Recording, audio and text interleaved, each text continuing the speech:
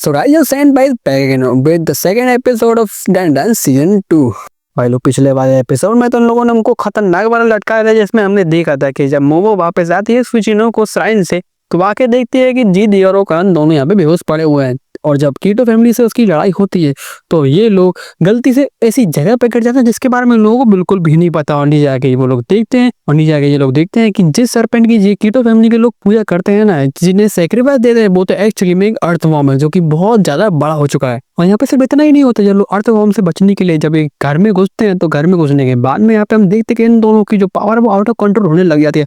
और देखते हैं इस एपिसोड में क्या होता है। तो एपिसोड के शुरुआत में हम लोग देखते हैं कि वो कानून इतना ज्यादा पागल सा हो चुका है कि वो अपने आप को चोट पहुंचाने लग रहा था। तो दीदी से पता लगा तुम्हें हो क्या गया, तुम क्या कर रहे हो। और तभी वो अर्थ बॉम्ब भी इन लोगों पर हमला करने लग जाता है। अब यहाँ पे जी एक चीज समझ चुका है उसकी हरकतों की, ये जो अर्थ बॉम्ब है वो साउंड से रिएक्ट कर रहा है, वो भी इन लोगों के साउंड से रिएक्ट नहीं कर रहा है। वो जो दीवारें है ना इस घरों में, उससे जब भी कोई चीज टकराती है या फिर कोई चीज टच होती है तो उसकी साउंड उसके पास पहुंचती है, उसी से वो रिएक्ट करता है और हमला करता है। अब दीदी यहाँ पे ये सब चीज समझ ही रहा हो तो तभी वो देखता है ओकान इस समय अपने आप को मारने की कोशिश करने वाला था। तभी वो ओकान को रोकता है और ओकान से पूछता है कि आखिर तुम कर क्या रहे हो। तो ओकान यहाँ पे बोलता है मुझे मर जाने दो। ये सब देखने के बाद जीजी को अपना पास्ट याद आने लग जाता है, जहाँ पर वो एक दिन उसके पेरेंट खुद को ही मारने की कोशिश कर रहे होते हैं। और जब जीजी को किसी तरह बचाता है तो वो उस समय उससे सिर्फ एक ही बात बोलते हैं कि प्लीज मुझे मर जाने दो। जीजी को इस समय यहाँ पे कुछ भी समझ में नहीं आ रहा था क्या क्या यहाँ पे हो क्या है। तभी वहां पर मोमो भी अपने आप पर अटैक करने लग जाती है। वो तो उस समय मोमो के साथ में टर्बो ग्रेनी थी, जो अटैक टर्बो ग्रेनी पर लग जा रहा है। टर्बो ग्रेनी यहाँ पे जी से कहती है कि इन दोनों को जल्दी से जल्दी यहाँ पे बांध दे। अब जी यहाँ पे यही बोल रहा होता है आगे का ये लोग ये कर क्यों रहे हैं। तो टर्बो ग्रेनी यहाँ पे बता दी कि ये जो अर्थ वॉर्म है इसके पास साइकिक पावर्स और अपनी साइकिक पावर्स को यूज करके ये उन सभी को ऐसा करवा रही है। तो जी यहाँ पे बोलता है ये सब चीज मतलब वो करवा रहा है तो इसका मतलब कि मेरे पेरेंट्स के साथ में जो भी हुआ था वो भी इस चीज की ही गलती थी। लेकिन मुझे एक चीज समझ में नहीं आ रही है, अगर ये सब बात सच है तो आखिरकार मुझे इसका असर क्यों नहीं होता।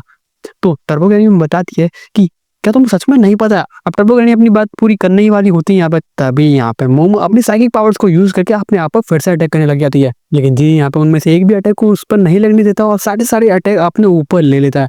और सारी रात में वो उन दोनों को उठाकर यहाँ से भागने भी लग जाए ताकि थोड़ा बहुत उस साइकिक वेव्स का असर कम हो। अब जी इन दोनों को लेकर भाग ही रहा होता है तभी सामने एक सीढ़ी आती है जिसमें उसका पैर फिसल जाता है, वो नीचे गिर जाता है। और जब वो ऊपर देखता है कि तो मोमो अभी भी अपने आप को मारने की कोशिश कर ही रहे हैं। अब उनको फिर से होश में लाने की कोशिश करता है लेकिन देखता है कि वो अर्थ बम इस समय उसके सामने ही है। अब ये ने तो यहाँ पे हार ही मान ली थी, वो यही सोच रहा था कि अब तो वो गया, लेकिन तभी उसके सामने वो एंटिटी आ जाती है जो कि उसे रोज रात को दिखती थी। अब भाई लोग आप वीडियो में इतनी दूर तक तो आ गए हो तो मैं आपसे एक सवाल पूछना चाहता हूँ, क्या भाई लोग आप लोगों को वीडियो मेरी इतनी बुरी लगती है कि आप लोग वीडियो को देख तो लेते हो लेकिन सब्सक्राइब नहीं करते हो चैनल को। अगर आप लोगों को वीडियो पसंद आ रही है तो मेरी तो सब्सक्राइब करो भाई लोग चैनल को। जी उसे देखने के बाद तुरंत समझ जाता है कि ये तो वही स्पिरिट है जो उसके रात को सपने में आती है। लेकिन इसके बाद में एक चीज होती है, यहाँ पे मोमो और ओकान यहाँ पे होश में आ जाते हैं, उनको खुद नहीं पता है कि ये सब कैसे हो रहा है। टर्बो ग्रेनी यहाँ पे इन लोगों से बोलती है कि उसकी आंखों की तरफ बिल्कुल भी मत देख रहा है क्योंकि वो इविल आया और अगर तुम उसकी आंखों की तरफ देखोगे तो तुम पागल हो जाओगे और अपने आप को ही मारने लग जाओगे। और क्योंकि इविल आए और अर्थबॉम्ब के पास दोनों के पास साइकिक पावर्स है तो वो एक दूसरे से टकरा के दोनों पावर से कैंसिल हो जा रही है। इसके वजह से मोमो और ओकान इस समय होश में है। ओकान होश में आने के बाद में अपने आप को तुरंत ट्रांसफॉर्म करता है और अर्थबॉम्ब पे अटैक करता है जिसकी वजह से उसके दो टुकड़े हो जाते हैं। लेकिन उसके बाद में वो फिर से अपने आप को रिपेयर कर लेता है। अब यहाँ पे अर्थबॉम्ब इन लोगों पर अटैक करने लग जाता है और ये लोग यहाँ से भागने लगते हैं। लेकिन भागने के दौरान जीजी इविल ऐसे पूछता है क्या तुम्हारी वजह से मेरे पेरेंट्स का वो हाल हुआ था। लेकिन इविल यहाँ पे कुछ बोलता नहीं है लेकिन जीजी की आंखों की तरफ देखने लग जाता है। टर्बो ग्रेनी उसको यहाँ पे वार्न करते हैं कि उसकी आंखों की तरफ मत दो, लेकिन इट वाज टू लेट क्योंकि अब जीजी और वो इविल आई थोड़े बहुत कनेक्ट हो गए थे और अब जीजी को उस इविल आई की मेमोरीज दिख रही थी। और मेमोरीज में हमको एक लड़का दिखाया जाता है जो कि घर में बंद है। उसकी हालत देखे हमको अच्छे से समझ में आ रहा है कि कई दिनों से इसने खाना भी नहीं खाया है और वो घर बंद है इसलिए वो बाहर नहीं निकल सकता। और जब बाहर दिखता तो हमेशा वो बच्चों को खेलते हुए देखता था, उसे भी हमेशा मन होता था उनके साथ में खेलने के लिए, लेकिन वो इस जगह से बाहर नहीं निकल पाता है इसलिए वो सिर्फ देखकर ही उनको खुश है। और हमको पता चलता है कि उस घर में उसको क्यों रखा था। आपको वो रिचुअल तो याद ही ना जिसमें वो लोग बच्चों को सेक्रीफाइस करते थे, उस बच्चे को एज ए सेक्रीफाइस यूज करने के लिए उन लोगों ने वहां पर रखा था। अब मरने के बाद वो बच्चा एक स्पिरिट बन जाता है लेकिन अब उसके पास एक नई तरीके की पावर सी आ गई है और वो ऐसी पावर है कि जब भी वो किसी की आंखों में आंखें डालकर देखता था तो वो इंसान अपने आप को ही मार लेता था। ये फैमिली जो कि हैप्पी फैमिली लग रही थी इसी चीज का शिकार हो जाती है। उस फैमिली में 3 लोग थे, एक बच्चा और 2 पेरेंट्स। पेरेंट्स अपने आप को उस जगह में मार लेते हैं और जो बच्चा बचता है उसको कीटो family as a sacrifice use कर देते हैं। अब इविल आई उस बच्चे को भी वहाँ पर बचाना चाहता था क्योंकि उसके साथ में भी कुछ ऐसा ही हुआ था। लेकिन क्योंकि उसके पास कोई फिजिकल फॉर्म नहीं है, कोई फिजिकल बॉडी नहीं है, तो उस जगह पे वो कुछ भी नहीं कर पाता है। लेकिन उस दिन के बाद में उसके मन में इंसानों के लिए बहुत ज़्यादा नफरत हो जाती है और उसने फैसला कर दिया था कि वो सभी इंसानों को जहन्नम दिखा कर रहेगा। यहाँ पे जीजी भी धीरे धीरे इविल आई की कंट्रोल में आ रहा था, लेकिन उससे कभी मोमो उसको किसी तरीके से होश में ले आती है और उससे बोलती है कि उस चीज़ को अपने से अलग कर दे। लेकिन यहाँ पर जीजी मना कर देता है कि नहीं, वो बुरा नहीं है, वो इतने दिनों से हमारे लिए लड़ रहा था और वो बुरा नहीं है। मतलब इस तरीके से वो वहाँ पर उसको अलग नहीं करता है और उसके साथ में नीचे जाने लग जाता है। और वो नीचे यहाँ पर क्यों जा रहा होता है? क्योंकि नीचे ही इविल आई की बॉडी है। जब वो लोग नीचे पहुंचते तो उनको एक बहुत ही पुरानी जगह दिखती है जिसकी हालत बहुत ज्यादा खराब है और एक बंद कमरा दिखता है जिसको जीजी खोलता है। लेकिन अंदर जब पहुंचाता है तो उसको इविल आई की बॉडी वहां पर मिल जाती है और उसकी बॉडी को देखकर जीजी से वही बोलता है कि तुम इतने सालों से अकेले यहाँ पर बंद हो, लेकिन तो भी तुम मुझे बचा रहे थे, मुझे प्रोटेक्ट करने की कोशिश कर रहे थे।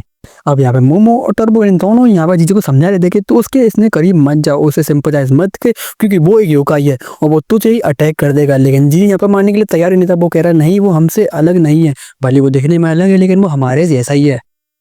तभी वो हरदम अपनी इलेक्ट्रिक पावर को यूज करता है और लोगों को झटका दे देता है, जिसके वजह से कुछ देर तक उनको दिखाई नहीं देता है। और इसके बाद में मोमो जीजी से कहती है कि हमें जल्दी से जल्दी यहाँ से निकलना चाहिए। वो उसको आवाज भी देती है, लेकिन फिर से यहाँ पे जीजी इविल आई से कनेक्ट हो चुका था और अब वो एक ऐसी जगह पहुंच जाता है, खाली सा कमरा होता है वो, जहाँ पर हमारा इविल आई पड़ा हुआ था उस बच्चे वाले फॉर्म में। और जब जीजी इविल आई को देखता है तो वो उससे एक ही बात कहता है कि मैं तुमसे नफरत करता था इतने लंबे समय से, लेकिन एक्चुअली में तुम मुझे को प्रोटेक्ट कर रहे थे, तो मुझे माफ कर दो। लेकिन यहाँ पे इविल आई बोलता है कि मैं खेलना चाहता हूँ। और अपना जीजी तो हमेशा मस्त रहने वाला बंदा मुझसे ही कहता है कि अच्छा तुझे खेलना है तो बिल्कुल खेलेंगे। और जीजी उससे ये भी कहता है कि पूरी जिंदगी अगर मैं तेरे साथ खेलूँ भी ना तो भी वो भी कम पड़ जाएगा, चिंता मत कर, मैं हमेशा तेरे साथ रहूंगा। लेकिन इविल आई इसी बात का बहुत देर से इंतजार कर रहा था एंड उसकी ये बात कहने के ठीक बाद ही जीजी के बॉडी को इविल आई टेक ओवर कर लेता है। जीजी की तरफ यहाँ पे बहुत ज्यादा दर्द शुरू हो जाता है और टर्बो ग्रैनी भी यहाँ पर बोलते हैं मैंने इस पागल से बोला था कि उससे दूर रहे, लेकिन इसे सुना ही नहीं। यहाँ पर अर्थवॉर्म भी इन लोगों पर फिर से हमला कर देता है और इन्हें इलेक्ट्रीफाइड कर देता है, जिसकी वजह से इनको चक्कर आने लग जाता है। और इस बार अर्थवॉर्म इनके ठीक हो पर ही होता है, इन पे वो हमला करने ही वाला होता है, लेकिन तभी इविल आई उस पर एक लात भरता है बहुत ही ज्यादा पावरफुल। एंड उसके ठीक बाद इविल आई सिर्फ एक ही बात बोलता है, आखिरकार मुझे ये बॉडी मिल चुकी है और अब जब मुझे ये बॉडी मिल चुकी है तो मैं सारे के सारे इंसानों को मार डालूंगा। वो मैं यहाँ पे सरप्राइज हो गई थी कि जी के साथ यहाँ पे हुआ क्या है, लेकिन तुरंत टर्बो ग्रैनी उससे कहती है कि जल्दी जल्दी अपनी पावर्स को रेडी कर दो, क्योंकि तुरंत ही जी उस पर अटैक कर देता है। वहाँ पर वो तो यहाँ पर मोमो अपनी सेकंड पावर्स का यूज कर रही होती है, इसलिए उसे इतना डैमेज नहीं पड़ता है। लेकिन इविल आई उससे पूछता है ये बड़ी अजीब तुम्हारे पास पावर है, और वो टर्बो ग्रैनी से भी बोलता है कि बड़ी अजीब बात है, तुम तो योकाई हो ना, तो तुम एक इंसान के साथ क्या कर रही हो, क्या तुम इंसानों की नौकर बन चुकी हो। मोमो यहाँ पे जी से बोलते हैं कि जी तुम क्या कर रहे हो, जल्दी से जल्दी होश में आओ। लेकिन यहाँ पर इविल आई उससे बोलता है तुम किससे बात कर रही हो, क्योंकि ये बॉडी तो मेरी हो चुकी है और अब मैं सभी लोगों को जहन्नुम दिखाने वाला हूँ। लेकिन कुछ देर बाद ही वहाँ पर अर्थवॉर्म आ जाता है जो कि इन दोनों पे अटैक करने लगता है। अब इविल आई उसके अटैक को ब्लॉक तो कर देता है, लेकिन अब वो उसे भी गुस्सा आ गया था, तो वो वहां पर अपनी पावर्स को यूज करके उस घर में जितनी भी इविल स्पिरिट्स होती है ना, उन सभी को इकट्ठा करके एक बॉल बनाता है एंड उसी बॉल को यूज करके अर्थवॉर्म पे अटैक करने लग जाता है। और उस जगह पे इविल आई अपनी पावर्स को इतनी खतरनाक तरीके से यूज कर रहा होता है कि अर्थवॉर्म भी डर के वहां से भागने लग जाता है। अब मोमो यहाँ पे बोल दे क्या यहाँ पे हो क्या रहा है, जी अचानक में ऐसा क्यों हो गया।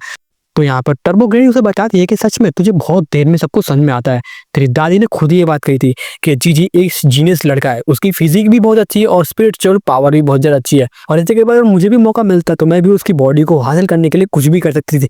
तो मोमो उससे पूछती है कि कुछ सालों पहले तो ऐसा नहीं था। तो टर्बो ग्रैनी उसको बता देगी कि हर एक इंसान का अवेकन होने का टाइम होता है, जैसे कुछ समय पहले ही तुम अवेकन हुई हो। और अब यहाँ पे इविल आई भी मोमो को टारगेट करने लग जाता है। पहला जो अटैक होता है उससे तो मोमो किसी तरीके से बच जाती है, लेकिन सेकंड अटैक से नहीं बच पाती है और अब वो जमीन पे गिरी हुई है, वो इस थर्ड अटैक से नहीं बच सकती है। वो तो वहां पर ओकाउन आ जाता है, इस वजह से वो बच जाती है। सो गाइस, इसी के साथ में एपिसोड खत्म होता है। अगर आप लोगों को वीडियो पसंद आई तो वीडियो को लाइक करें, चैनल को सब्सक्राइब करें। मैं मिलता हूं आपको नेक्स्ट वीडियो में, तब तक के लिए सायोनारा।